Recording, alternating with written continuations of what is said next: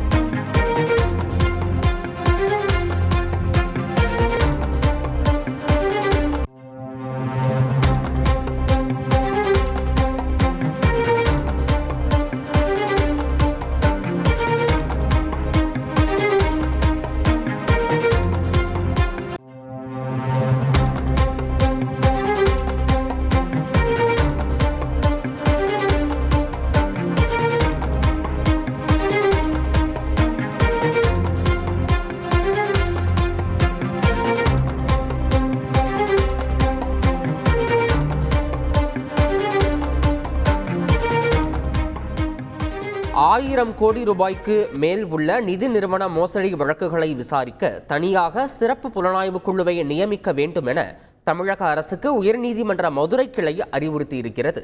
மேலும் இது தொடர்பான கூடுதல் விவரங்களை எமது செய்தியாளர் மாரிச்சாமி வழங்கிட கேட்கலாம். மாரிச்சாமி வணக்கம். உயர்நீதிமன்ற மதுரை கிளை தெரிவித்திருக்கக்கூடிய இந்த கருத்தின் பின்னணி என்ன, முழு விவரம்?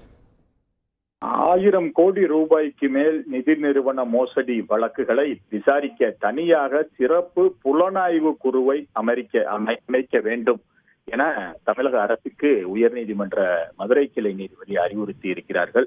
அதுபோக அதாவது இது போன்று மோசடி செய்துவிட்டு வெளிநாடு தப்பித்து விடலாம் என நினைப்பவர்கள் மீது கடுமையான நடவடிக்கை எடுக்கப்படும் எனவும் உயர்நீதிமன்ற மதுரை கிளை எச்சரித்திருக்கிறது. அதுபோக நியோமேக்ஸ் இது எந்த வழக்கில் இந்த உத்தரவுகள் எல்லாம் பிறப்பிக்கப்பட்டிருக்கிறது, நிதி நிறுவனம் நடத்தி மோசடி செய்த நியோமேக்ஸ் நிதி நிறுவன மோசடி வழக்கில் முக்கிய குற்றவாளியாக உள்ள இயக்குநர்கள் கமலக்கண்ணன், சைமன் ராஜா, பாலசுப்ரமணியன் ஆகியோரின் ஜாமீனை ரத்து செய்ய கோரி உயர்நீதிமன்ற மதுரை கிளையில் தொடரப்பட்ட வழக்கில் இது போன்ற உத்தரவுகள் பிறப்பிக்கப்பட்டிருக்கிறது, அறிவுறுத்தல்கள் வழங்கப்பட்டிருக்கிறது. அதுபோக நியோமேக்ஸ் வழக்கில் சிறப்பு நீதிமன்றம் வழக்கறிஞர் ஆணையர்களை நியமித்திருப்பது வினோதமாக ஆச்சரியமாக இருக்கிறது. எந்த அதிகாரத்தை இவ்வாறு பயன்படுத்தி இவ்வாறு நியமித்தார்கள் என்று தெரியவில்லை எனவும் நீதிபதி கருத்தை தெரிவித்திருக்கிறார்.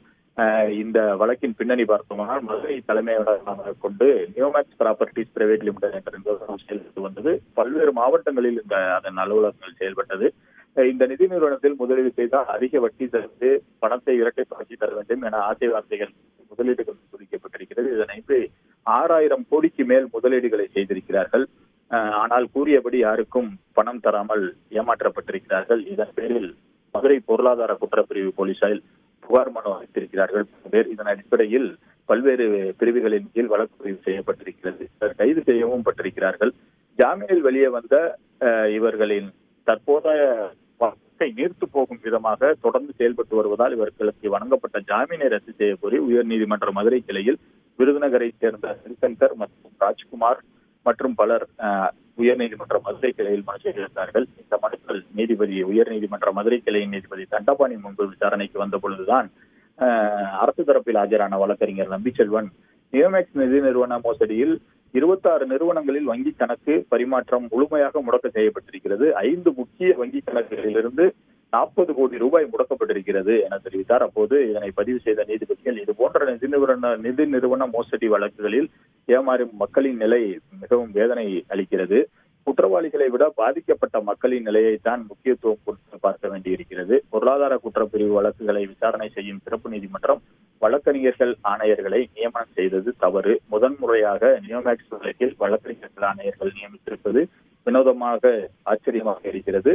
இந்த நிதி நிறுவன வழக்குகளில் குற்றவாளிகள் ஒருபோதும் தப்பித்து விடக்கூடாது, மோசடி செய்துவிட்டு வெளிநாடு தப்பித்து விடலாம் என்ற நினைப்பவர்கள் மீது கடுமையான நடவடிக்கையை நீதிமன்றம் மேற்கொள்ளும். நிதி நிறுவன மோசடி வழக்குகளில் பாதிக்கப்பட்டவர்களிடம் கட்ட பஞ்சாயத்து செய்ய நீதிமன்றம் அனுமதிக்காது. நிதி நிறுவன மோசடிகளை தடுக்க உள்துறை செயலகத்துக்கும் பொருளாதார குற்றப்பிரிவு காவல்துறைக்கும் பல்வேறு வழிகாட்டுதல்களை நீதிமன்றம் வகுக்கும் நேரம் வந்துவிட்டது.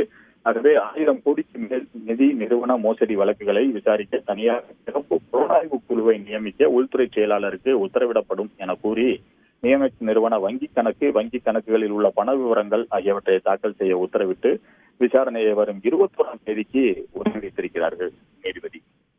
முழு விவரங்களுக்கு நன்றி மாரிச்சாமி. காங்கேயம் முத்துவின் ஒரிஜினல் வின்னசஸ் பிராண்ட் அரிசிகள், தரத்திலும் சுவையிலும் என்றும் நம்பர் 1.